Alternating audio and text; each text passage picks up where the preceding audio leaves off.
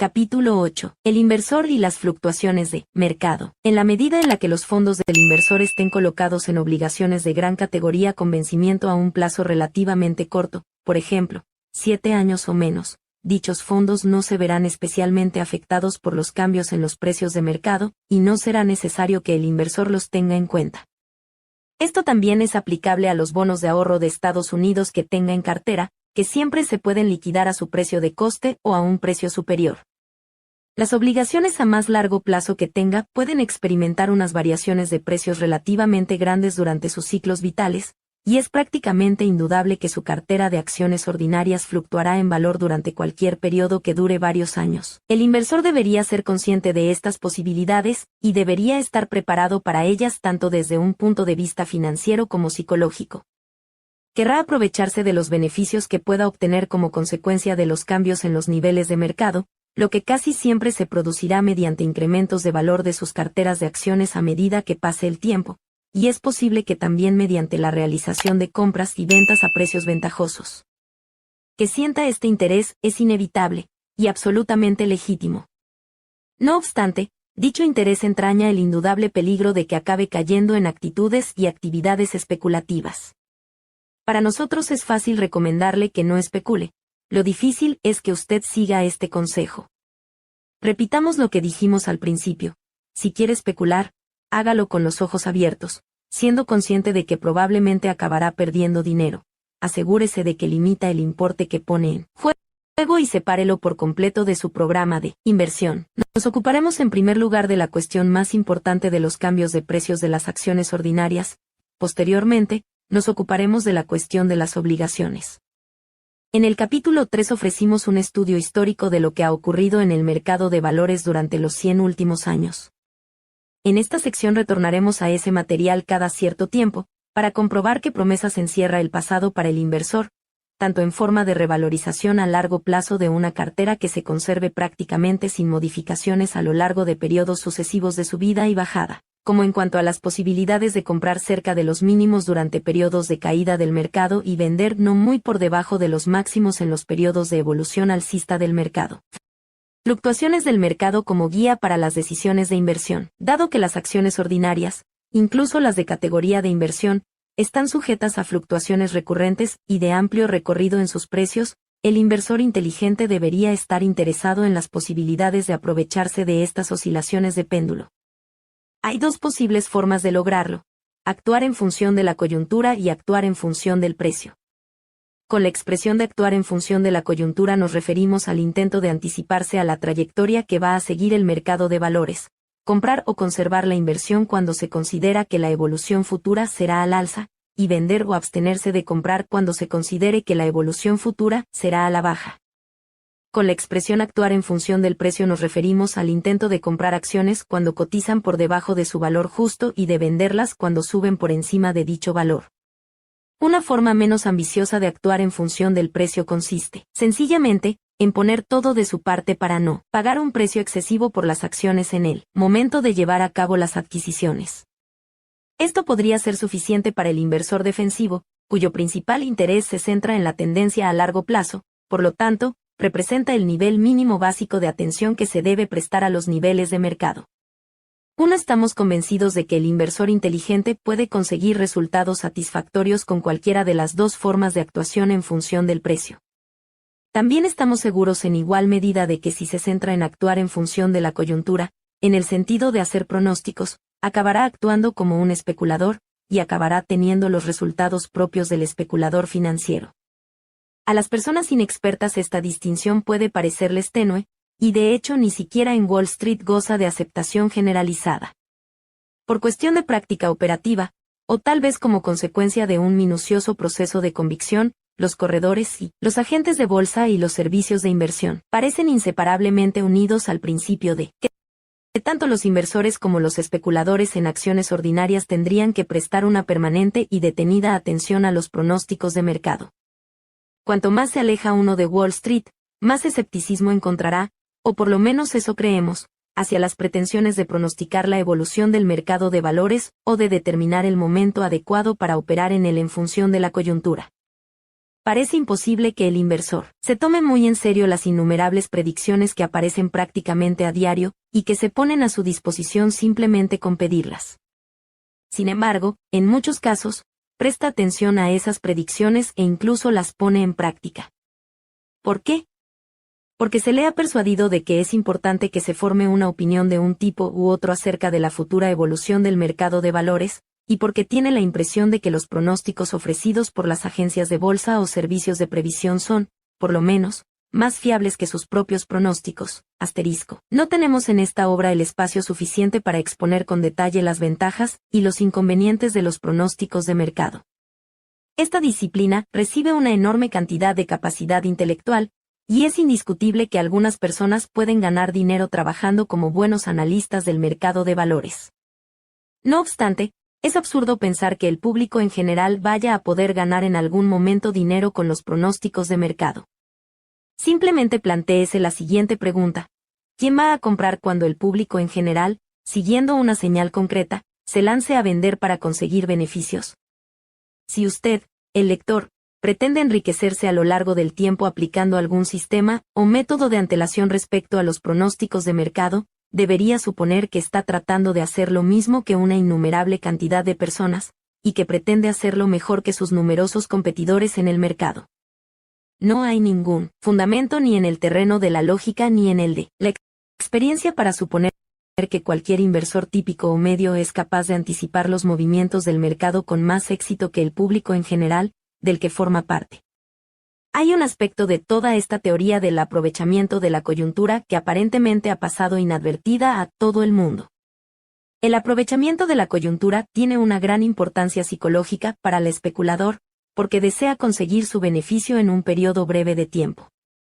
La idea de tener que esperar un año para que sus acciones suban de valor le resulta repugnante. Sin embargo, el periodo de espera, de por sí, no tiene ninguna trascendencia para el inversor. ¿Qué ventaja tiene para el inversor tener su dinero desinvertido hasta que reciba alguna señal, presumiblemente, digna de confianza de que ha llegado el momento de comprar? Únicamente tendrá alguna ventaja si con la espera consigue comprar posteriormente a un precio suficientemente reducido para compensar su pérdida de ingresos por dividendo. Lo que esto significa es que la realización de operaciones en función de la coyuntura no tiene auténtico valor para el inversor, salvo que dicho momento determinado en función de la coyuntura coincida con el determinado en función del precio, es decir, salvo que le permita volver a comprar sus acciones a un precio sustancialmente inferior al anterior precio de venta. En este sentido, la famosa teoría de Dow sobre las compras y ventas en función de la coyuntura ha sido objeto de una historia muy poco habitual. En pocas palabras, esta técnica interpreta como una señal de compra ciertas subidas especiales de mercado que superen los niveles medios de cotización, mientras que interpreta como una señal de venta ciertas bajadas especiales de mercado similares, que atraviesan los niveles medios de cotización. Los resultados calculados, que no necesariamente son reales, que se hubiesen obtenido con el uso de este método mostraron una serie prácticamente sin excepciones de beneficios en las operaciones desde 1897 hasta principios de la década de 1960. Atendiendo a esta exposición, el valor práctico de la teoría Dow parecería firmemente comprobado. La duda, si es que la hubiese, recaería sobre la fiabilidad que este registro publicado tendría en cuanto a reflejo de lo que habría hecho realmente en el mercado una persona que aplicase las teorías de Dow, no en cuanto a la validez de estas. Un estudio más detallado de las cifras indica que la calidad de los resultados arrojados por la teoría de Dow cambió radicalmente después de 1938, unos pocos años después de que la teoría hubiese empezado a ser tenida seriamente en cuenta en Wall Street. Su logro más espectacular había sido el de dar una señal de venta, a 306, aproximadamente un mes antes de que se desatase la crisis de 1929, y en haber mantenido a sus seguidores al margen del prolongado periodo de descenso del mercado hasta que la situación se había corregido prácticamente a sí misma, en el nivel de 84, en 1933. Sin embargo, a partir de 1938, la teoría de Dow había funcionado, principalmente sacando del mercado a sus partidarios a un precio razonablemente bueno, pero introduciéndoles de nuevo en el mercado a un precio superior.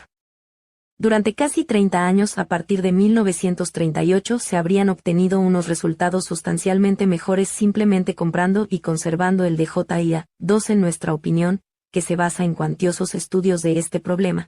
El cambio de los resultados experimentados por la teoría de Dow no es accidental. Pone de manifiesto una característica inherente de las fórmulas de operación y de los pronósticos en el terreno de los negocios y las finanzas.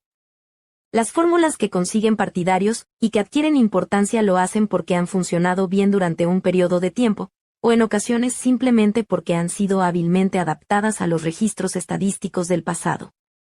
Sin embargo, a medida que aumenta su aceptación, su fiabilidad tiende a disminuir. Esto ocurre por dos motivos. En primer lugar, el paso del tiempo aporta nuevas condiciones que la vieja fórmula no es capaz de acoger. En segundo lugar, en la evolución del mercado de valores, la popularidad de una teoría de operación tiene en sí misma influencia sobre el comportamiento del mercado, y esto reduce a largo plazo sus posibilidades de generar beneficios. La popularización de una teoría como la de Dow podría aparentemente dar lugar a su propia justificación, ya que provocaría una subida o una bajada de mercado por la simple actuación de sus seguidores cuando se diese una señal de compra o de venta. Una estampida de este tipo sería, por supuesto, mucho más peligrosa que ventajosa para el público que hace operaciones en el mercado. El método de comprar en el punto bajo y vender en el punto alto. Estamos convencidos de que el inversor medio no puede tener éxito si trata de aprovechar las variaciones de precio en sus operaciones, intentando pronosticarlas. Puede beneficiarse de dichas variaciones después de que hayan tenido lugar, es decir, comprando después de cada bajada importante y vendiendo después de cada subida importante. Las fluctuaciones experimentadas por el mercado durante un periodo de muchos años antes de 1950 hicieron que esa idea fuese bastante prometedora. De hecho, una definición clásica del inversor hábil decía que es una persona que ha comprado en un periodo de bajada de mercado en el que los demás vendían, y ha liquidado su cartera en un periodo de alza del mercado en el que todos los demás compraban. Si examinamos nuestro cuadro 1, que cubre las fluctuaciones del índice compuesto Standard & Poor's entre 1900 y 1970, y las cifras correspondientes de la tabla 3.1, página 86, podemos apreciar con facilidad los motivos por los que esta teoría parecía válida hasta no hace mucho tiempo. Entre 1897 y 1949 se produjeron 10 ciclos de mercado completos, que iban desde un punto mínimo de un periodo a la baja del mercado hasta un punto máximo del periodo alcista de mercado, y de nuevo hasta el punto mínimo del periodo bajista. 6 de esos ciclos no duraron más de 4 años, 4 se extendieron durante un periodo de 6 o 7 años y uno, el famoso ciclo de la nueva era de 1921 a 1932, duró 11 años. El porcentaje de subida desde los puntos mínimos a los puntos máximos osciló del 44% al 500%, y la mayoría estuvo entre el 50% y el 100%. El porcentaje de caídas posteriores osciló del 24% al 89%, y la mayoría se encontraron entre el 40% y el 50%. Se debe tener en cuenta que una caída del 50% contrarresta completamente una subida previa del 100%. Prácticamente todos los periodos alcistas compartieron una serie de características bien definidas, como por ejemplo, 1. Un nivel de precio máximo con criterios históricos, 2. Elevadas relaciones precio-ganancias, 3. Reducidos rendimientos por dividendo en comparación con los rendimientos de las obligaciones, 4. Abundante actividad de especulación a margen, y 5. Numerosas ofertas públicas iniciales de acciones de escasa calidad. Por lo tanto, al estudioso de la historia del mercado de valores podría parecerle que el inversor inteligente debería haber sido capaz de identificar los sucesivos periodos bajistas y alcistas de mercado, para comprar en los primeros y vender en los segundos, y hacerlo en la mayor parte de las ocasiones, con unos intervalos de tiempo relativamente breves. Se elaboraron varios métodos para determinar los niveles de compra y de venta del mercado general, niveles basados en factores de valor o alternativamente en el porcentaje de variaciones de los precios, o en ambos criterios. No obstante, debemos señalar que incluso antes del periodo alcista sin precedentes que comenzó en 1949, se produjeron suficientes variaciones en los sucesivos ciclos de mercado para complicar, y en ocasiones frustrar, el deseable proceso de comprar en el punto bajo y vender en el punto elevado. La más notable de estas desviaciones, por supuesto, Fue el gran periodo alcista de mercado de finales de la década de 1920, que hizo que todos los cálculos se desviasen en gran medida, ni siquiera en 1949, por lo tanto, existía en modo alguno la certeza de que el inversor pudiese basar sus políticas y procedimientos financieros principalmente en el intento de comprar a niveles bajos en los periodos de descenso del mercado y liquidar sus carteras en los niveles altos de los periodos de alza del mercado. En el periodo que siguió a ese año ocurrió exactamente lo contrario. El comportamiento del mercado en los 20 últimos años no ha seguido los patrones anteriores, ni ha respetado las señales de peligro que en el pasado estaban bien determinadas, ni ha permitido el sucesivo aprovechamiento de sus ciclos mediante la aplicación de las viejas reglas para comprar en los momentos bajos y vender en los altos. Que la antigua y relativamente periódica pauta de fases de alza y de baja del mercado vaya a volver con el paso del tiempo es algo que no sabemos. Lo que no nos parece realista es que el inversor intente basar su política actual en la fórmula clásica, es decir, que espere a que se produzcan unos niveles contrastados de baja de mercado antes de comprar cualquier acción ordinaria. Nuestra política recomendada, no obstante, sí que estipula que se introduzcan variaciones en la proporción entre acciones ordinarias y obligaciones que se tienen en cartera si el inversor opta por actuar de esa forma, atendiendo al criterio de que el nivel de los precios de transacciones le parezca más o menos atractivo en función de criterios de valor. Planes con fórmulas. En los primeros años de su vida del mercado de valores que comenzaron en 1949 a 50, los diversos métodos de aprovechamiento de los ciclos del mercado de valores atrajeron un interés considerable. Estos métodos se conocieron como planes de inversión con fórmula. La esencia de todos estos planes, salvo en el sencillo caso del promedio de coste monetario, es que el inversor realice automáticamente algunas ventas de acciones cuando el mercado experimenta una subida sustancial. En alguna de esas fórmulas una subida bastante cuantiosa del nivel de mercado tendría como consecuencia la venta de toda la cartera de inversión en acciones. Otros planes estipulaban la conservación de una pequeña proporción de acciones en todas las circunstancias. Este método tiene el doble atractivo de que, aparentemente, es lógico y conservador, y de que muestra unos excelentes resultados cuando se aplica retrospectivamente al mercado de valores a lo largo de muchos años del pasado. Por desgracia, su aceptación aumentó precisamente en el momento en el que estaba destinado a ofrecer peores resultados. Muchas de las personas que aplicaban estos planes con fórmulas se encontraron fuera por completo, o casi por completo, del mercado en alguno de los niveles alcanzados a mediados de la década de 1950. Es indudable que obtuvieron unos excelentes beneficios, pero en términos generales el mercado se les escapó en el momento en el que salieron de él, y sus fórmulas no les dieron la más mínima oportunidad de volver a recuperar una posición en acciones. Se da una similitud entre la experiencia de quienes adoptaron el método de inversión con fórmula a principios de la década de 1950 y los que adoptaron la versión puramente mecánica de la teoría Dow 20 años antes. En ambos casos, la popularización de esos postulados señaló prácticamente el momento exacto en el que los sistemas respectivos dejaron de funcionar bien. Nosotros hemos seguido una experiencia similarmente embarazosa con nuestro propio método de valor central de determinación de niveles indicados de compra y de venta del Dow Jones Industrial Average. Aparentemente la lección que se debe extraer es que cualquier método para ganar dinero en el mercado que se pueda explicar de manera sencilla y que pueda ser seguido por muchas personas es, por su propia naturaleza, demasiado simple y demasiado sencillo para que dure. La concluyente indicación de Spinouse es tan aplicable al mercado de valores como a la filosofía. Todo lo excelso es tan difícil como raro. Fluctuaciones de mercado de la cartera del inversor. Todos los inversores que tengan acciones ordinarias deben esperar que su valor fluctúe a lo largo de los años. El comportamiento del DJIA desde nuestra última edición escrita en 1964 refleja bastante bien lo que ha ocurrido con la cartera de valores de un inversor conservador que haya limitado sus participaciones accionariales a las empresas grandes, destacadas y financiadas de manera conservadora. El valor general habrá crecido desde un nivel medio de aproximadamente 890 hasta un máximo de 995 en 1966. Y de 985 nuevamente en 1968, cayendo hasta 631 en 1970 y consiguiendo una recuperación prácticamente completa, hasta 940 a principios de 1971. Como las acciones individuales alcanzan sus máximos y sus mínimos en diferentes momentos, Las fluctuaciones del grupo del Dow Jones en conjunto son menos severas que las de sus componentes separados. Hemos realizado un seguimiento de las fluctuaciones de precios de otros tipos de carteras de acciones diversificadas y conservadoras, y hemos descubierto que los resultados generales no son excesivamente diferentes de los indicados anteriormente.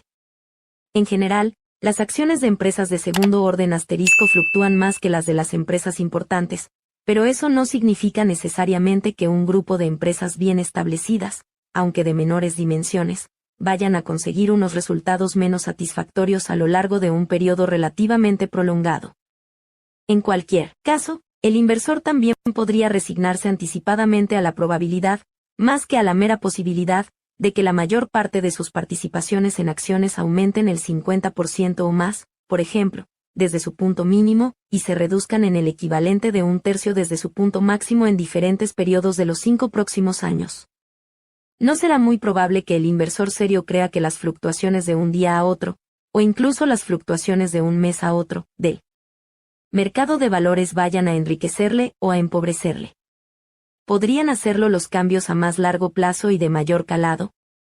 En este terreno surgen dudas prácticas y problemas psicológicos que probablemente se complicarán. Una subida sustancial en el mercado es, simultáneamente, un motivo justificado de satisfacción y una causa de preocupación prudente, pero también puede entrañar una gran tentación de emprender acciones imprudentes. Sus acciones han subido, bien. ¿Es usted más rico que antes? Bien. Pero ha subido demasiado el precio y debería pensar en vender. ¿O debería castigarse por no haber comprado más acciones cuando el nivel era más bajo? O, y este es el peor pensamiento de todos, debería ceder a la atmósfera alcista, llenarse de entusiasmo, y del exceso de confianza y de la codicia que domina al público en general, del cual, después de todo, usted forma parte, y contraer mayores y peligrosos compromisos? Planteada en estos términos sobre el papel, la respuesta a la última pregunta es evidentemente no, pero incluso el inversor inteligente necesitará una considerable fuerza de voluntad para dejar de seguir a la multitud. Por estas causas de naturaleza humana, más incluso que por los cálculos de pérdidas o ganancias financieras, nos mostramos favorables a algún tipo de método mecánico para modificar la proporción entre obligaciones y acciones en la cartera del inversor. La principal ventaja, tal vez, es que dicha fórmula le ofrecerá algo que hacer. A medida que suba el mercado venderá acciones de su cartera, y destinará los ingresos a obligaciones. Cuando el mercado baje, hará lo contrario. Estas actividades ofrecerán una salida a sus energías que de lo contrario estarían excesivamente concentradas. Si es el tipo de inversor adecuado, encontrará satisfacción adicional en el hecho de que sus operaciones sean exactamente contrarias a las que realiza la multitud. Valoraciones empresariales en contraposición a valoraciones del mercado de valores. La repercusión de las fluctuaciones de mercado en la verdadera situación del inversor también se puede analizar desde el punto de vista del accionista que es propietario parcial de varias empresas. El tenedor de acciones negociables tiene en realidad una doble condición, y con ella el privilegio de poder aprovechar cualquiera de las dos condiciones a su elección. Por una parte, su posición es análoga a la del accionista minoritario, o socio pasivo de una sociedad no cotizada. En este sentido, sus resultados dependen absolutamente de los beneficios de la empresa o de los cambios que experimenten los valores subyacentes de sus activos. Normalmente determinaría el valor de dicha participación en una empresa privada calculando su cuota en el patrimonio neto que se muestre en el balance más reciente. Por otra parte, el inversor en acciones ordinarias tiene un valor, materializado en un certificado, o en una anotación en cuenta, que puede vender en cuestión de minutos a un precio que varía de un momento a otro, siempre y cuando el mercado esté abierto, y que frecuentemente está muy alejado del valor reflejado en el balance.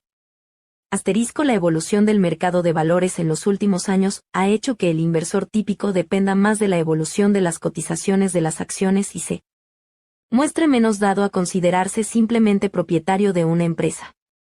El motivo es que las empresas de éxito, en las que probablemente concentra sus participaciones, cotizarán prácticamente de manera constante a precios muy superiores al valor neto de su activo, o valor contable, o valor de balance. Al pagar estas primas de mercado, el inversor entrega unos valiosísimos rehenes a la fortuna, porque dependerá de que el propio mercado de valores ratifique sus compromisos. Este es un factor de importancia capital en la inversión actual, y ha recibido menos atención de la que merece. La estructura de las cotizaciones del mercado de valores, en su conjunto, contiene una contradicción interna. Cuanto mejores son los resultados y las perspectivas de una empresa, menos relación tendrá el precio de sus acciones con su valor contable. Sin embargo, cuanto mayor sea la prima que se paga en relación con el valor contable, más inciertos serán los criterios para determinar su valor intrínseco, es decir, una mayor parte de este valor dependerá del cambiante humor y de las mediciones del mercado de valores. Por lo tanto, de esta manera llegamos a la paradoja final en virtud de la cual cuanto más éxito tenga una empresa, mayores serán las fluctuaciones en el precio de sus acciones. Esto significa, a la hora de la verdad, en un sentido muy real, que cuanto mayor es la calidad de una acción, más especulativa será, por lo menos en comparación con las acciones poco espectaculares de las empresas intermedias. Lo que hemos dicho es aplicable en el marco de la comparación de las empresas en crecimiento más importantes con el grueso de las empresas bien establecidas. Excluimos de nuestra opinión a las empresas muy especulativas, porque son las propias empresas las que son especulativas. La exposición que hemos hecho anteriormente debería explicar el comportamiento frecuentemente errático seguido por el precio de las acciones de las empresas más impresionantes y con mejores resultados. Nuestro ejemplo favorito es el del rey de todas ellas, International Business Machines.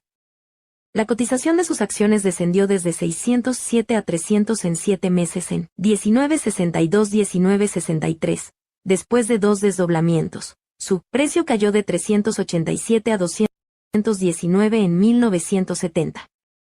De la misma manera, Xerox, un generador de beneficios aún más impresionante en las últimas décadas, pasó de 171 a 87 en 1962-1963 y de 116 a 65 en 1970.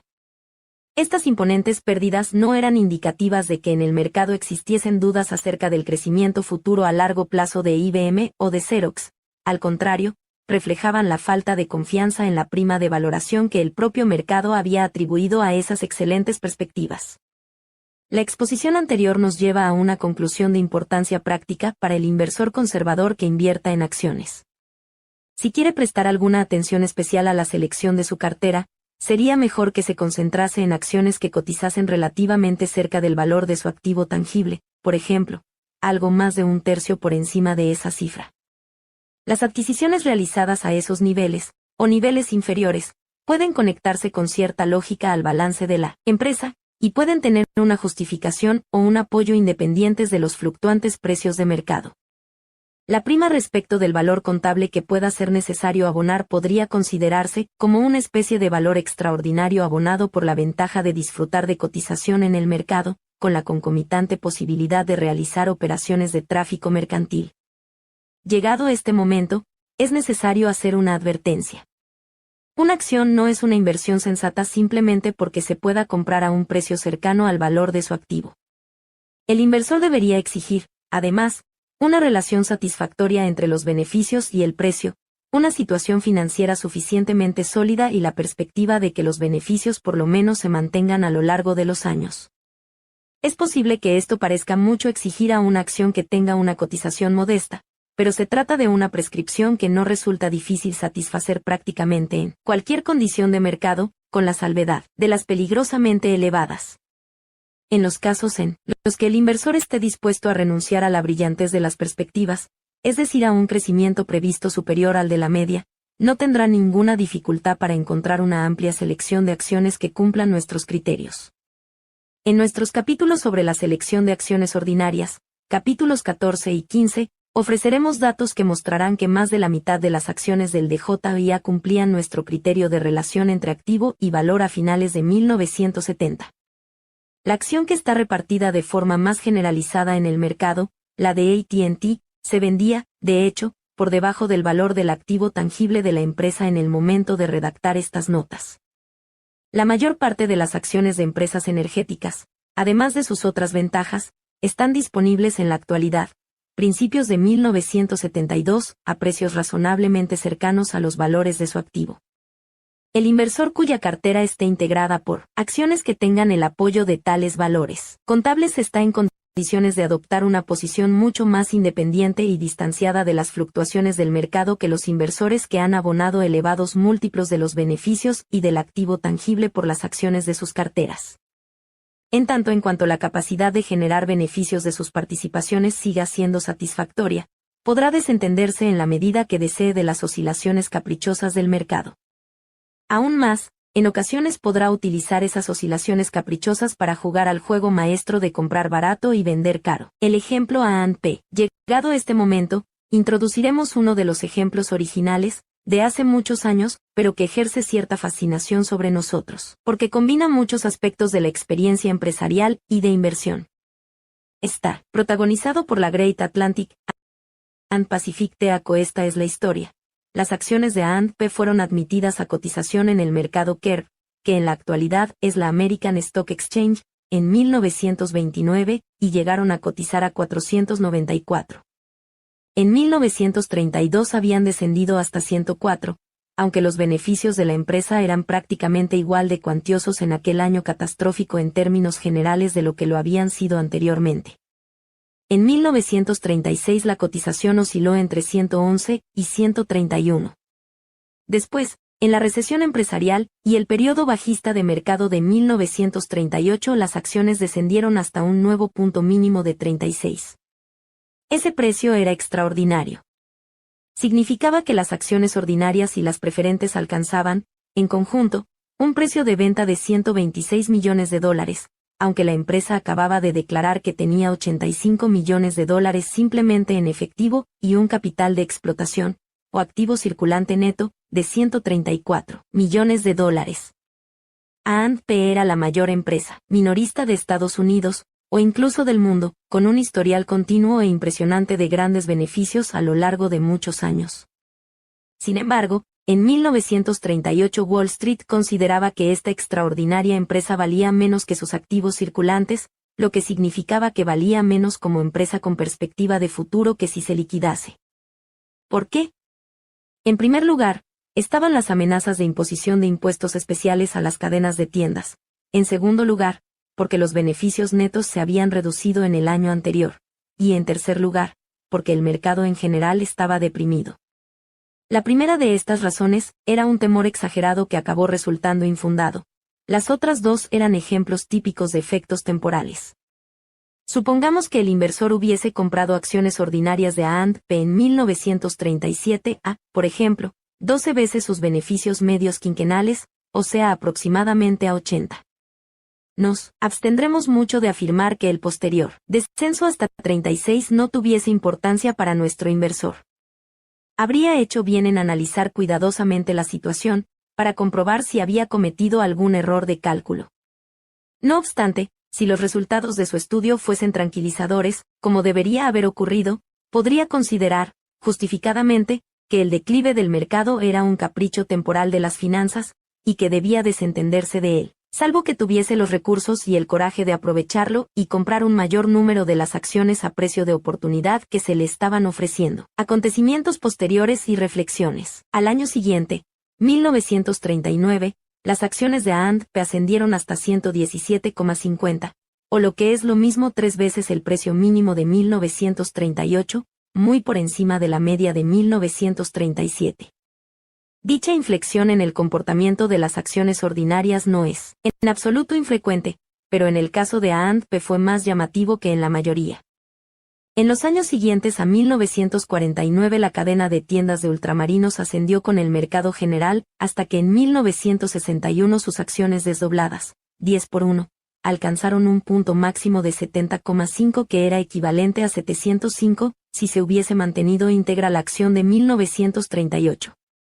El precio de 70,5 era destacable por el hecho de que suponía multiplicar por 30 los beneficios de 1961.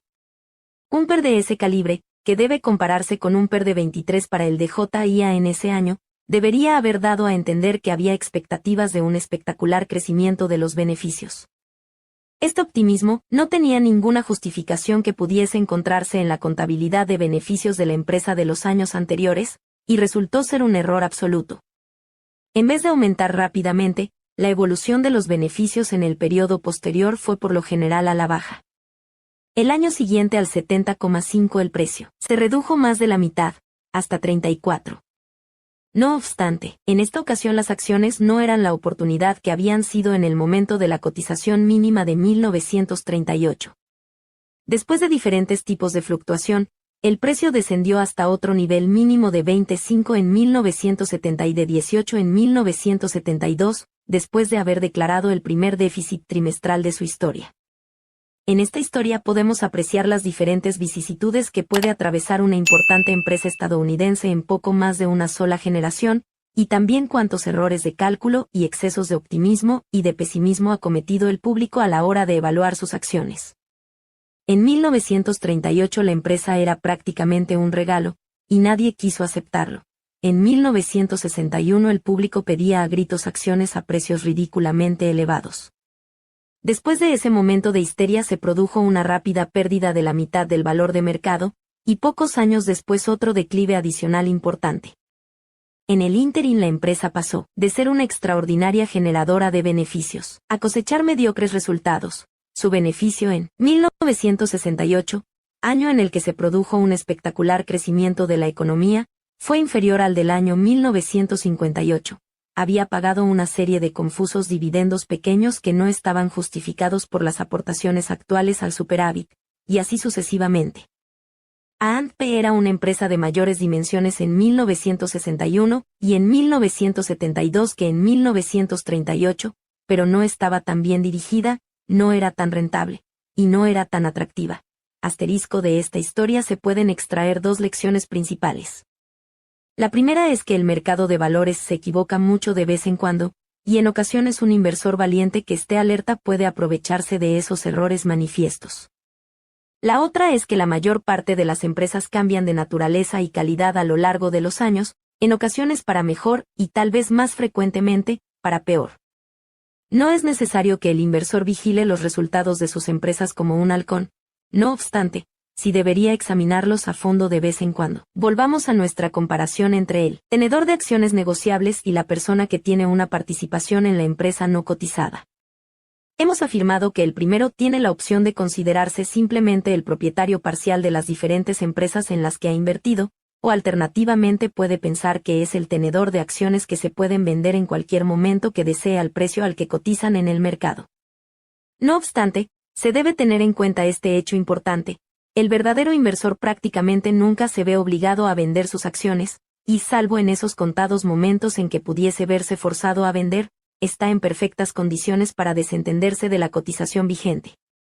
Deberá prestar atención a las cotizaciones y llevar a cabo alguna intervención únicamente en la medida en que le convenga, y no más, asterisco por lo tanto, el inversor que permita que otros le arrastren a las estampidas o que se preocupe indebidamente por las retracciones injustificadas provocadas por el mercado en sus carteras estará transformando perversamente su ventaja básica en una desventaja esencial.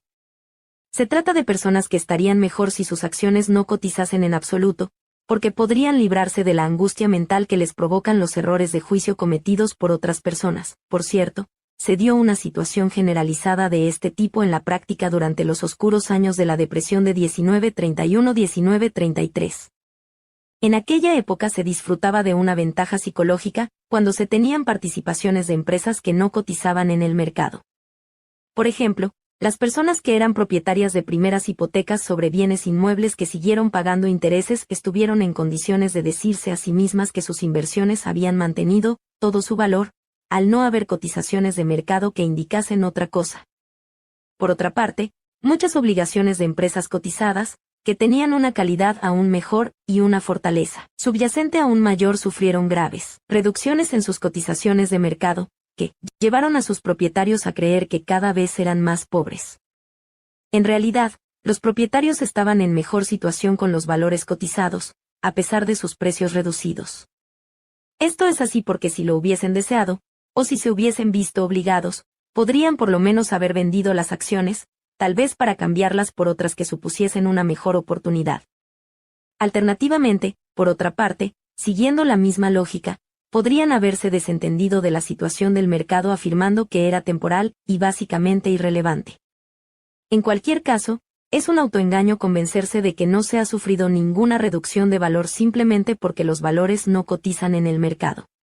Volviendo a nuestro accionista de A&P de 1938, afirmamos que, en tanto en cuanto hubiera conservado sus acciones, no habría sufrido ninguna pérdida por la reducción de precio, más allá de lo que su propia capacidad de juicio pudiese indicarle como consecuencia de la reducción del valor subyacente o intrínseco. Si no se había producido ninguna reducción de este tipo, el accionista tendría todo el derecho a esperar que en su debido momento la cotización del mercado volviese a recuperar el nivel de 1937 o un nivel mejor, como en la práctica acabó sucediendo al año siguiente. En este sentido, su posición era por lo menos tan favorable como si hubiese sido propietario de una participación en una empresa no cotizada. Porque en este caso, también, podría haber tenido, o no, motivos justificados para recortar mentalmente parte del coste de sus participaciones, atribuyendo ese recorte al efecto de la recesión de 1938, dependiendo de lo que hubiese pasado con su empresa.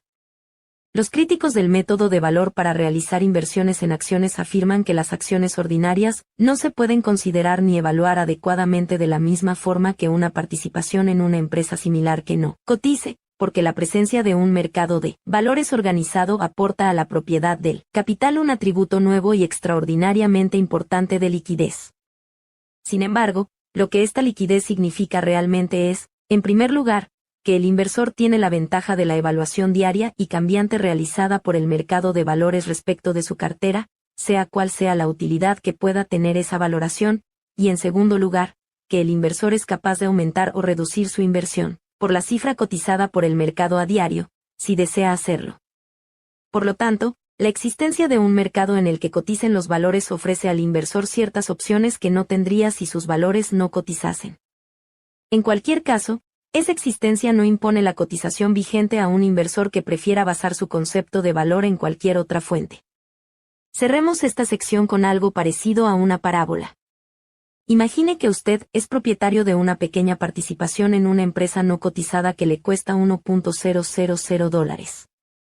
Uno de sus socios, llamado señor Mercado, es muy atento. Todos los días le dice lo que considera que vale su participación, y adicionalmente se ofrece a comprar su participación o a venderle una participación adicional con arreglo a esa valoración. En ocasiones su idea de valor parece razonable y justificada atendiendo a los acontecimientos empresariales y a las perspectivas que usted conoce. Frecuentemente, por otra parte, el señor Mercado se deja llevar por su entusiasmo o por sus temores, y el valor que le propone parece rayano en el absurdo. Si fuese usted un inversor prudente o un empresario sensato, permitiría que la comunicación diaria del señor Mercado determinase su concepción del valor con respecto a su participación de $1.000 en la empresa. Únicamente lo consentiría en el caso de que estuviese de acuerdo con él, o en el caso de que quisiese hacer una operación con él. Es posible que esté usted encantado de venderle su participación cuando le ofrezca un precio ridículamente elevado, y que esté igualmente encantado de comprar una participación adicional cuando el precio ofrecido sea bajo.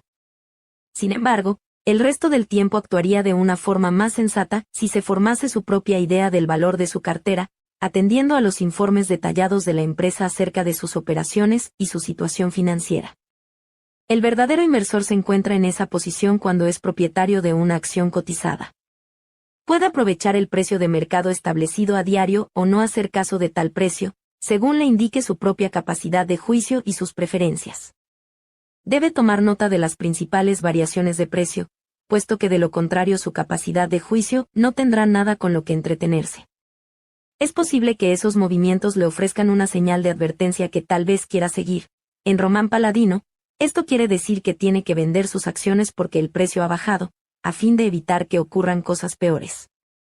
En nuestra opinión, tales señales inducen a error por lo menos con la misma frecuencia con la que resultan útiles. Básicamente, las fluctuaciones de precio únicamente deben tener un significado para el verdadero inversor. Le ofrecen la oportunidad de comprar con inteligencia cuando los precios se reducen mucho, y de vender con inteligencia cuando han subido también mucho. En las demás ocasiones lo mejor que puede hacer es olvidarse del mercado de valores y prestar atención a su rentabilidad por dividendos y a los resultados de explotación de sus empresas. Resumen. La distinción más realista entre el inversor y el especulador se puede apreciar en su actitud hacia los movimientos del mercado de valores. El principal interés del especulador consiste en anticipar y extraer beneficio de las fluctuaciones de mercado. El principal interés del inversor consiste en adquirir y mantener unos valores adecuados a unos precios adecuados. Los movimientos del mercado son importantes en un sentido práctico, porque, alternativamente, crean niveles de precio reducido a los que resulta inteligente comprar o niveles de precio elevado a los que indudablemente debería abstenerse de comprar y probablemente haría bien en vender. Dista mucho de ser seguro que el inversor típico deba abstenerse de comprar ordinariamente hasta que se produzcan unos niveles bajos del mercado, porque esto puede entrañar una larga espera, con mucha probabilidad la pérdida de ingresos, y la posible pérdida de oportunidades de inversión. En general, puede que sea mejor que el inversor compre acciones siempre que tenga dinero para destinar a acciones, excepto cuando el nivel de mercado general sea muy superior a lo que se pueda justificar recurriendo a criterios sensatos de valoración. Si quiere mostrarse astuto, puede tratar de localizar las omnipresentes oportunidades ofrecidas por algunas acciones individuales. Además de la previsión de los movimientos del mercado general, en Wall Street se dedica mucho esfuerzo y capacidad a la elección de las acciones o grupos industriales que vayan a conseguir mejores resultados en materia de precio que el resto en un periodo de tiempo relativamente breve. Por lógico que pueda parecer este esfuerzo, no creemos que sea adecuado a las necesidades o al temperamento del verdadero inversor, en especial si se tiene en cuenta que estaría compitiendo con un gran número de operadores del mercado y de analistas financieros de primer orden que estarían tratando de lograr el mismo objetivo. Al igual que sucede en todas las demás actividades que hacen hincapié en los movimientos del precio en primer lugar y en los valores subyacentes en segundo lugar, el trabajo de muchas mentes inteligentes dedicadas constantemente a este fin tiende a neutralizar los esfuerzos de unos y de otros y acaba siendo perjudicial para todos a lo largo de los años. El inversor que tenga una cartera de acciones sólida debería esperar que sus precios fluctuasen, y no debería preocuparse por las caídas considerables ni emocionarse por las subidas de precio considerables. Debería recordar siempre que la cotización de mercado es una utilidad que tiene a su disposición, ya sea para aprovecharla o para hacer caso omiso de ella. Nunca debería comprar una acción porque haya subido ni venderla porque haya bajado. No se equivocaría mucho si este lema se redactase en términos más sencillos. No compre nunca una acción inmediatamente después de una subida sustancial, ni tampoco la venda inmediatamente después de una bajada sustancial. Una consideración adicional. Debería decirse algo sobre el significado de los precios medios de mercado como medición de la competencia del equipo directivo de una empresa. El accionista valora si su inversión ha tenido éxito tanto desde el punto de vista de los dividendos recibidos como de la tendencia a largo plazo del valor medio de mercado. Los mismos criterios deberían aplicarse a la hora de comprobar la eficacia de los directivos de una empresa y la sensatez de su actitud hacia los propietarios de la empresa. Esta afirmación puede parecer una perogrullada, pero es necesario destacarla, porque todavía no se ha desarrollado una técnica o un método que goce de aceptación generalizada para someter la actuación de los directivos a la opinión del mercado. Al contrario, los equipos directivos han insistido en todo momento en que no tienen responsabilidad de tipo alguno sobre lo que ocurre en el mercado con el valor de las acciones de su empresa. Es cierto, indudablemente, que no son responsables de las fluctuaciones de precio que, como venimos afirmando, no tienen ninguna relación con las condiciones y valores subyacentes. No obstante, solo cabe achacar a la falta de atención y conocimiento entre una gran parte de los accionistas el que se permita que esta inmunidad se extienda a todo el ámbito de las cotizaciones de mercado, incluido el establecimiento permanente de un nivel de cotización depreciado e insatisfactorio. Los buenos equipos directivos consiguen buenas cotizaciones medias de mercado, mientras que los malos equipos directivos consiguen malas cotizaciones de mercado. Fluctuaciones en los precios de las obligaciones. El inversor debería ser consciente de que aunque la seguridad de su capital y sus intereses esté fuera de toda duda, una obligación a largo plazo puede experimentar grandes variaciones de precio de mercado como reacción a las variaciones de los tipos de interés. En la tabla 8.1 ofrecemos datos correspondientes a varios años que se remontan hasta 1902, y que cubren los rendimientos de las obligaciones de primera categoría, tanto las empresariales como las exentas de tributación. Como ilustración individual, añadimos las fluctuaciones de precio de dos obligaciones de ferrocarril representativas que cubrían un periodo similar. Son las obligaciones hipotecarias generales al 4 de Atchison, Topeka and Santa Fe, con vencimiento en 1995, durante generaciones una de nuestras mejores emisiones de obligaciones no susceptibles de rescate, y con velas de Northern Pacific vencimiento en DOICRI al 2047. Un vencimiento original a 150 años, con un prolongado historial de obligación de calificación vía A causa de su relación inversa, los bajos rendimientos corresponden a precios elevados y viceversa. El declive experimentado por las obligaciones al 3 de Northern Pacific, en la década de 1940, era representativo principalmente de las dudas sobre su seguridad. Es extraordinario que el precio se recuperase hasta alcanzar un máximo histórico en los siguientes años, y posteriormente perdiese 2/3 de su precio principalmente a causa de la subida de los tipos de interés generales. También se han producido asombrosas variaciones en el precio incluso de las obligaciones de mayor categoría durante los 40 últimos años. Hay que tener en cuenta que los precios de las obligaciones no fluctúan en la misma proporción inversa que los rendimientos calculados, porque su valor fijo al vencimiento del 100% ejerce una influencia moderadora.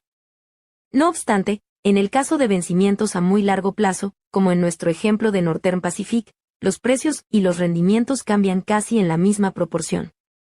Desde 1964, se han producido variaciones sin igual en ambas direcciones en el mercado de obligaciones de máxima categoría. Tomemos como ejemplo las mejores obligaciones municipales exentas de tributación. Su rentabilidad se ha multiplicado por más de 2, pasando de 3,2% en enero de 1965 al 7% en junio de 1970. Su índice de precio se redujo, en correspondencia, de 110,8 a 67,5. A mediados de 1970 la rentabilidad de las obligaciones a largo plazo de máxima categoría era superior a la que habían tenido en cualquier momento en los casi 200 años de historia económica de Estados Unidos, 25 años atrás, justo antes del inicio del prolongado periodo de alza del mercado. Las rentabilidades de las obligaciones estaban en su punto más bajo de la historia. Las obligaciones municipales a largo plazo ofrecían un escaso 1%, y las obligaciones industriales ofrecían el 2,40%, en comparación con el 4,50 o el 5% que hasta el momento se había considerado normal.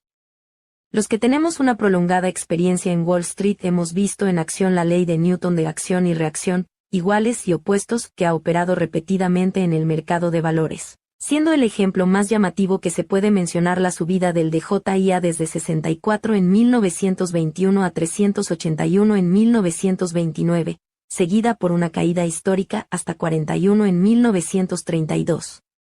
Sin embargo, en esta ocasión el mayor movimiento pendular tuvo lugar en la normalmente estancada y lenta de movimientos gama de precios y rendimientos de obligaciones de máxima categoría. Lección: no se puede dar por supuesto que nada importante en el mercado de valores va a tener lugar exactamente de la misma forma en que se ha producido en el pasado. Esto representa la primera parte de nuestro aforismo preferido: cuanto más cambia, más es lo mismo. Es prácticamente imposible hacer predicciones que merezcan la pena acerca de los movimientos de precios de las acciones, y es completamente imposible hacerlo en el terreno de las obligaciones. En los viejos tiempos, por lo menos, se podía encontrar una pista útil sobre el inminente final de un periodo de subida o de bajada del mercado, si se estudiaba la actuación seguida por las obligaciones en los momentos anteriores, pero no había pistas similares sobre los cambios inminentes en los tipos de interés y en los precios de las obligaciones. Por lo tanto, el inversor debe elegir entre las inversiones en obligaciones a largo y a corto plazo basándose principalmente en sus preferencias personales.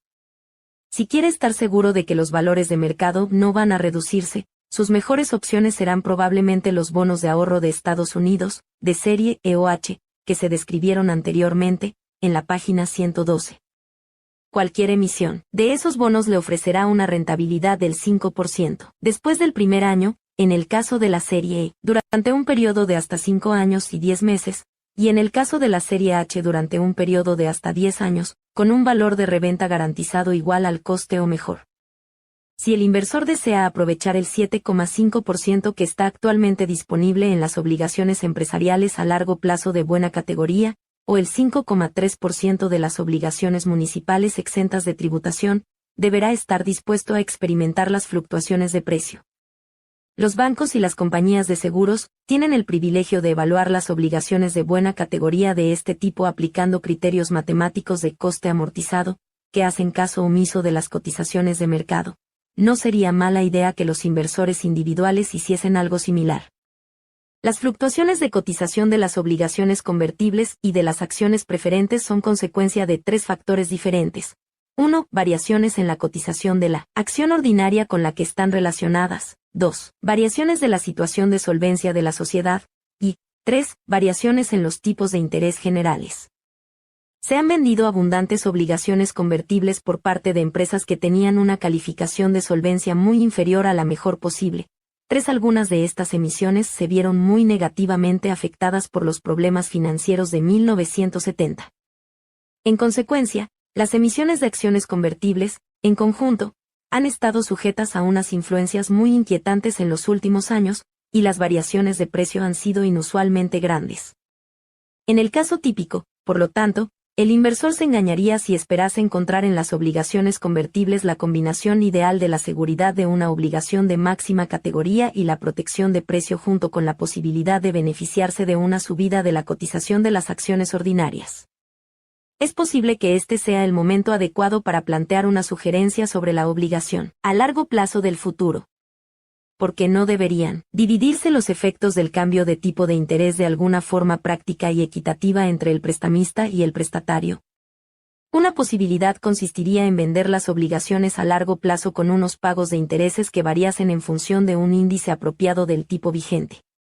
El principal resultado de este tipo de acuerdo sería: 1. La obligación del inversor siempre tendría un valor principal cercano a 100, si la empresa mantenía su calificación de solvencia, pero los intereses recibidos variarían, por ejemplo, junto con el tipo ofrecido en las nuevas emisiones convencionales. 2. La entidad emisora dispondría de las ventajas de la deuda a largo plazo, librándose de los problemas y costes de las frecuentes renovaciones de la refinanciación, pero por otra parte sus costes por intereses cambiarían de un año a otro.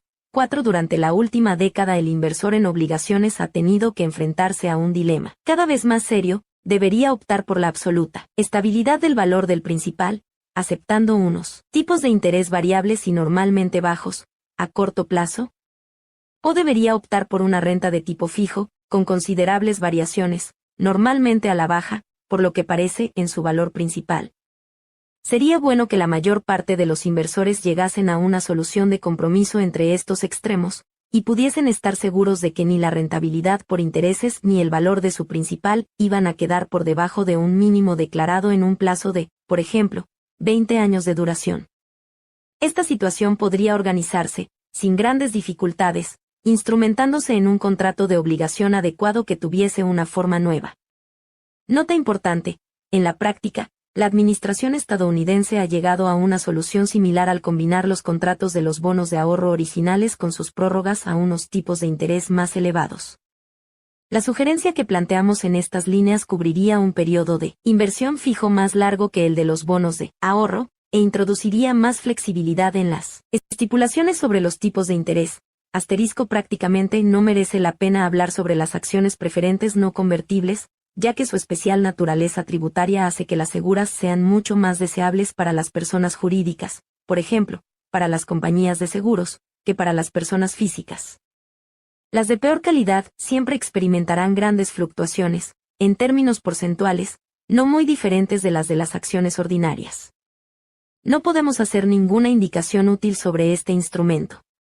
La posterior tabla 16.2, página 434 ofrece cierta información sobre las variaciones de precios experimentadas por las acciones preferentes no convertibles de peor calidad entre diciembre de 1968 y diciembre de 1970. El declive promedio ascendía al 17%, en comparación con el 11,3% del índice compuesto S&P correspondiente a las acciones ordinarias. Dr. Jekyll y Señor Mercado. La mayor parte de las ocasiones el mercado determina los precios de la mayoría de las acciones con una destacable brillantez. Millones de compradores y de vendedores regateando precios son capaces de conseguir unas valoraciones empresariales destacablemente exactas, en promedio. Sin embargo, en ocasiones, no se consigue un precio ajustado. Ocasionalmente, el resultado es un precio tremendamente desajustado.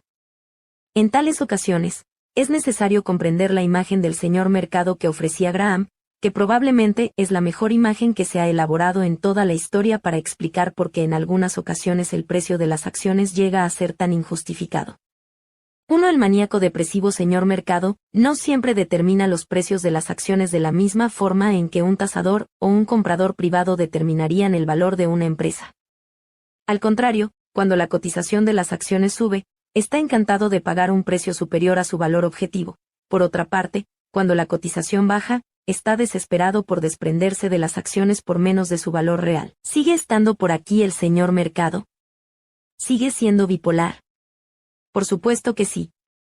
El 17 de marzo de 2000, las acciones de Inktoumi Corp. Alcanzaron un nuevo máximo histórico de cotización, en $231,625. Desde que comenzaron a cotizar en junio de 1998, las acciones de esta empresa de software de búsqueda por Internet habían aumentado de valor aproximadamente en un 1.900%. En las pocas semanas que habían transcurrido desde diciembre de 1999, la cotización prácticamente se había triplicado. ¿Qué estaba sucediendo en Inktoumi, la empresa, para que Inktoumi, las acciones, fuesen tan valiosas? La respuesta parece evidente: un crecimiento fenomenalmente rápido.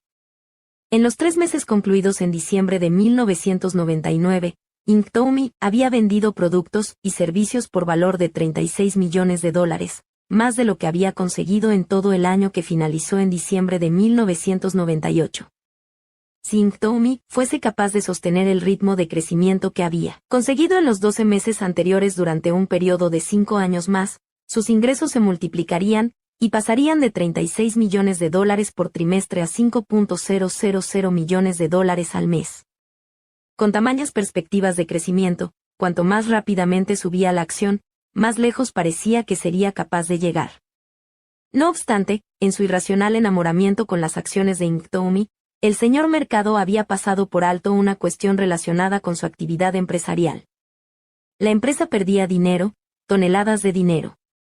Había perdido $6 millones en el último trimestre, $24 millones en los 12 meses anteriores a ese trimestre, y otros $24 millones en el año anterior a esos 12 meses. Durante toda su vida empresarial, Inktoumi no había conseguido ni un centavo de beneficios.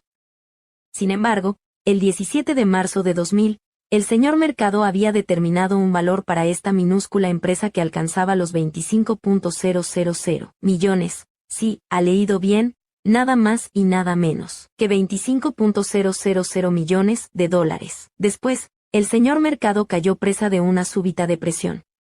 El 30 de septiembre de 2002, justo 2 años y medio después de que alcanzasen los $231,625 por acción, las acciones de Inktoumi cerraron a 25 centavos, lo que supuso un colapso desde un valor total de mercado máximo de $25.000 millones a un mínimo de $40 millones. ¿Se había agotado el negocio de Inktoumi? No en absoluto. Durante los 12 meses anteriores, la empresa había conseguido $113 millones en ingresos. ¿Qué había cambiado entonces?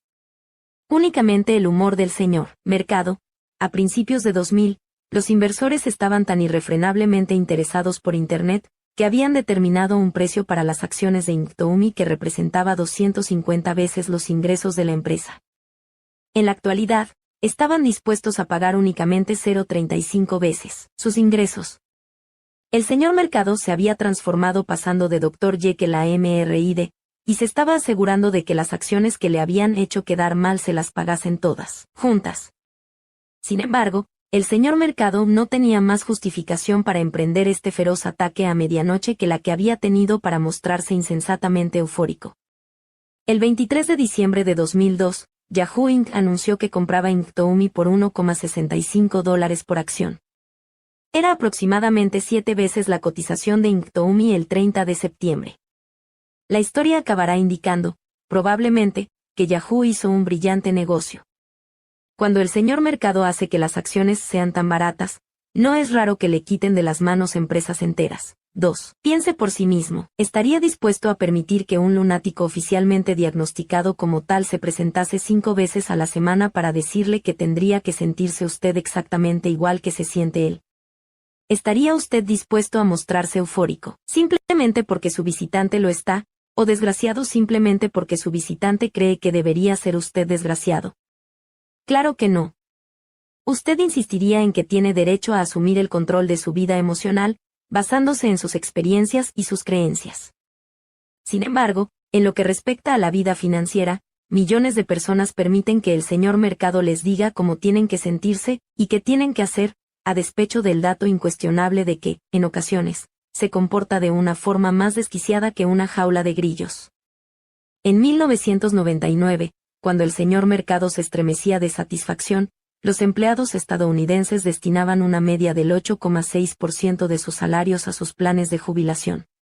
En el año 2002, después de que el señor mercado hubiese pasado 3 años triturando acciones y llenando con ellas bolsas de basura, la tasa de aportación media se había reducido casi una cuarta parte, hasta solo el 7%. Cuanto más baratas eran las acciones, menos dispuesto estaba todo el mundo a comprarlas, porque se limitaban a imitar al señor mercado, en lugar de pensar por sí mismos. El inversor inteligente no debería desentenderse por completo del señor mercado. Al contrario, debería hacer negocios con él, pero únicamente en la medida en que le interesase. La tarea del señor mercado es la de facilitarle precios. Su tarea es la de decidir si le resulta interesante hacer algo respecto de esos precios. No tiene usted que hacer operaciones con el mercado simplemente porque éste le ruegue incesantemente que lo haga. Si se niega a permitir que el señor mercado rija su destino, dejará de ser su señor y lo transformará en su siervo. Después de todo, cuando aparentemente se dedica a destruir valor, lo que hace es crear valor en otras partes. En 1999, el índice Wilshire 5000, la medida más amplia de los resultados de las acciones estadounidenses, ganó el 23,8%, impulsado por las acciones de tecnología y telecomunicaciones. Sin embargo, 3.743 de las 7.234 acciones del índice Wilshire experimentaron una reducción de valor a pesar de que la media había subido. Aunque las acciones de alta tecnología y telecomunicaciones estuviesen más recalentadas que un trozo de pizza en un piso de universitarios, miles de acciones de la vieja economía se quedaron heladas por el desinterés, y su cotización bajó cada vez más.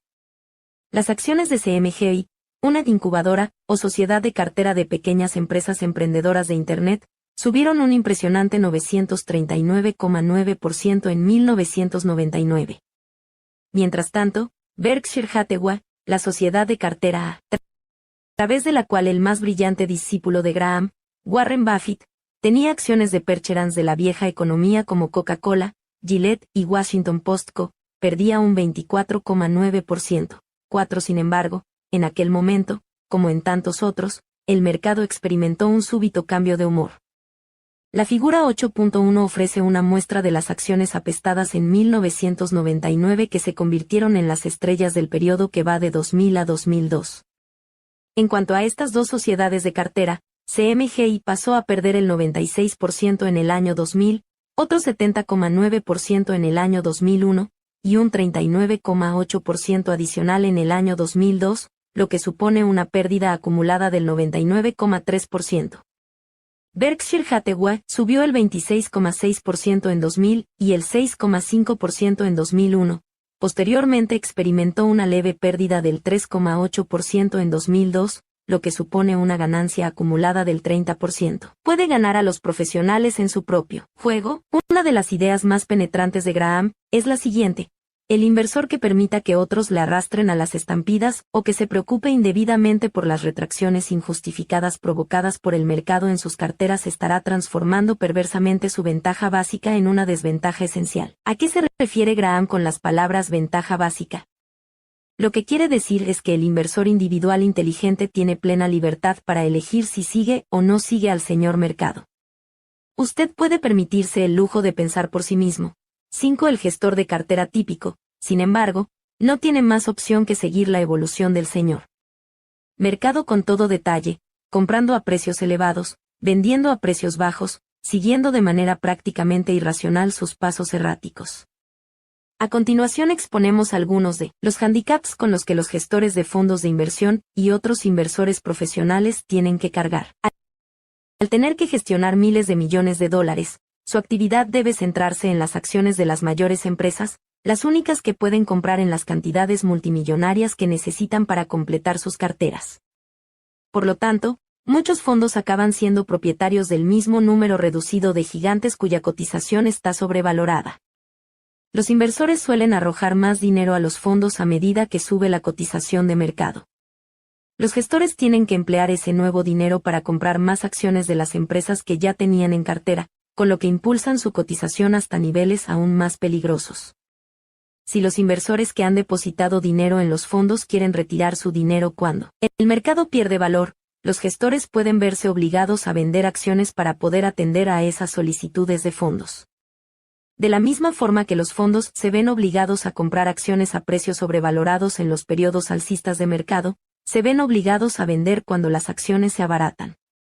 Muchos gestores de cartera consiguen bonificaciones si sus resultados son mejores que los del mercado, por lo que se obsesionan en medir su rentabilidad con respecto a referencias como el índice S&P 500.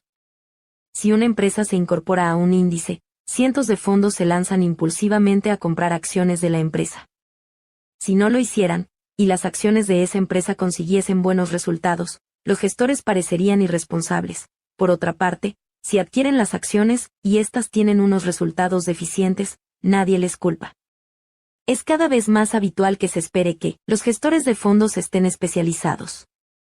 De la misma forma que en la medicina el médico generalista ha dejado su lugar al pediatra especialista en alergias y al otorrinolaringólogo geriátrico, en la actualidad los gestores de fondos tienen que comprar únicamente acciones de pequeñas empresas en crecimiento, o únicamente acciones de empresas con capitalización media, o únicamente acciones de grandes empresas combinadas. 6. Si una empresa adquiere unas dimensiones demasiado grandes, o demasiado pequeñas, o demasiado baratas, o si llega a ser un poquito excesivamente cara, el fondo tendrá que desprenderse de las acciones, aunque al gestor le encante la empresa. Por lo tanto, no hay ningún motivo por el que no pueda usted tener unos resultados tan satisfactorios como los de los profesionales. Lo que no podrá hacer usted, a pesar de todos los presuntos expertos que le digan que sí puede, es ganar a los profesionales en su propio juego. Ni siquiera los profesionales pueden ganar en su propio juego. ¿Por qué iba a querer usted jugar a ese juego, para empezar? Si sigue sus reglas, acabará perdiendo, ya que al final acabará siendo un esclavo del señor mercado, al igual que lo son los profesionales. Lo que debe hacer, al contrario, es caer en la cuenta de que invertir de manera inteligente consiste en controlar lo que se puede controlar. No es posible controlar si las acciones o los fondos que compra van a tener mejores resultados que el mercado hoy, la semana que viene, el mes que viene, o este año. A corto plazo, su rendimiento siempre será rehén del señor mercado y de sus caprichos. Sin embargo, lo que sí puede controlar usted es los costes de intermediación, si hace operaciones con poca frecuencia, de manera paciente, y de forma barata. Sus costes de cartera, si se niega a comprar fondos de inversión que tengan unos gastos anuales excesivos. Sus expectativas, si actúa con realismo, y no se deja llevar por las fantasías, a la hora de hacer previsiones sobre los resultados que puede obtener. 7. Su riesgo, si decide que parte de su patrimonio total queda expuesto a los azares del mercado de valores, mediante la diversificación y mediante los ajustes de la cartera. Su factura tributaria, si conserva las acciones durante el periodo necesario para reducir al máximo sus obligaciones tributarias, atendiendo a la normativa fiscal que se encuentre vigente en cada momento. Y, en especial, su propio comportamiento, si presta atención a los programas financieros de televisión, o si lee a la mayoría de los columnistas especializados en el mercado, acabará pensando que la inversión es una especie de deporte, o de guerra, o de lucha para sobrevivir en un entorno hostil. Sin embargo, la inversión no consiste en ganar a otros siguiendo sus reglas del juego. Consiste en aprender a controlarse en el juego que decida usted jugar. El desafío para el inversor inteligente no consiste en encontrar las acciones que más vayan a subir o que menos vayan a bajar, sino en no permitir que se convierta usted en su peor enemigo, en impedir que acabe comprando a precios elevados simplemente porque el señor mercado le grite, a comprar. Y en no permitir que acabe vendiendo a precios bajos simplemente porque el señor mercado diga en un momento determinado, a vender. Si su horizonte de inversión es a largo plazo, por lo menos 25 o 30 años, únicamente hay un método adecuado que pueda seguir. Compre todos los meses, de manera automática, y en todas las demás ocasiones en las que pueda prescindir de algo de dinero. La mejor opción para este tipo de carteras vitalicias es un fondo que compre un índice completo de mercado. Venda únicamente cuando necesite el dinero. Si necesita un apoyo psicológico, fotocopie y firme su contrato de propietario de inversiones, que encontrará en la página 248. Si quiere ser un inversor inteligente, también tiene que negarse a juzgar su éxito financiero en comparación con lo que está consiguiendo una cuadrilla de personas que son absolutamente desconocidas para usted. Usted no será ni un penique más pobre si otra persona que vive en Denver, en Dallas o en Durango consigue mejores resultados que el S&P 500 y usted no los consigue. No hay ningún epitafio que diga ganó al mercado. En una ocasión entrevisté a un grupo de jubilados de Boca Raton, una de las comunidades de jubilados más ricos de Florida. Cuando pregunté a estas personas, que en su mayoría tenían 70 años o más, si habían conseguido mejores resultados que el mercado durante su vida como inversores, algunos me contestaron que sí, y otros, que no, y la mayoría no estaban seguros. Uno de ellos me dijo, ¿y qué más me da? Lo único que sé es que gracias a mis inversiones he conseguido ganar suficiente dinero para acabar viviendo en Boca. ¿Cabe una respuesta mejor? Después de todo, el objetivo de la inversión no consiste en ganar más dinero que la media, sino en ganar suficiente dinero para satisfacer sus propias necesidades. La mejor forma de medir el éxito de su inversión no consiste en saber si está ganando al mercado, sino en saber si ha elaborado un plan financiero y una disciplina de conducta que tenga probabilidades de permitirle llegar a donde quiere llegar. En última instancia, lo que importa no es cruzar la meta antes que el resto, sino asegurarse de que uno llega a su meta. 8. Su dinero y su cerebro. Entonces, ¿por qué les resulta tan cautivador el señor mercado a los inversores? En la práctica, nuestro cerebro está programado para provocarnos problemas a la hora de invertir. Los seres humanos somos animales que tratamos de identificar pautas de actuación.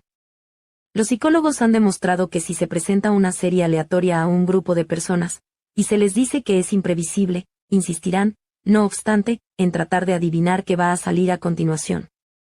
De la misma manera, sabemos que la siguiente tirada de dados será un 7, que un jugador que lanza una falta va a marcar el gol, que los siguientes números ganadores de la lotería primitiva van a ser, incuestionablemente, 4, 27-9-16-42-10, y que las acciones de esta pequeña empresa se van a convertir en el siguiente Microsoft. Unas recientes investigaciones revolucionarias de la ciencia neurológica indican que nuestros cerebros están diseñados para percibir tendencias incluso donde no las hay. Después de que un acontecimiento suceda 2 o 3 veces seguidas, ciertas zonas de nuestro cerebro, de manera automática, anticipan que va a suceder de nuevo. Si el acontecimiento se repite, un producto químico natural denominado dopamina se libera, inundando el cerebro con una leve euforia. De esta forma, si una acción sube unas cuantas veces, de manera refleja esperará usted que siga subiendo, y su química cerebral se modificará a medida que suba la acción, con lo que disfrutará usted de un subidón natural. En la práctica, se hará adicto a sus propias predicciones. Sin embargo, cuando las acciones pierden valor, la pérdida financiera pone en marcha otra parte del cerebro, encargada de procesar el temor y la ansiedad, y que es responsable de la famosa respuesta de luchar o salir huyendo habitual en todos los animales acorralados. De la misma forma que no puede evitar que su corazón se acelere cuando salta una alarma de incendio, de la misma forma que no puede evitar atemorizarse si una serpiente de cascabel aparece en el sendero por el que da usted un paseo, no puede evitar sentir miedo cuando la cotización de las acciones se desploma. 9. De hecho, los brillantes psicólogos Daniel Kahneman y Amos Tversky han demostrado que el temor a la pérdida financiera tiene una intensidad de más del doble que el placer que se consigue con una ganancia equivalente. Ganar $1.000 con una inversión es estupendo, pero perder $1.000 provoca un sufrimiento emocional del doble de intensidad. Perder dinero resulta tan doloroso, que muchas personas, aterrorizadas ante la perspectiva de una pérdida aún más grave, se desprenden de sus inversiones prácticamente cuando han tocado fondo, o se niegan a comprar más noticias que les sirvan de algo. Las acciones se están desplomando, por lo que enciende la televisión para ver las últimas noticias del mercado. Sin embargo, en vez de la CNBC o la CNN, imagine que puede sintonizar la Benjamin Graham Financial Network.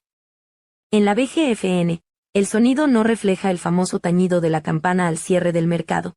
Las imágenes no muestran a los corredores de un lado a otro del parqué en la bolsa, como si fuesen roedores sobreexcitados.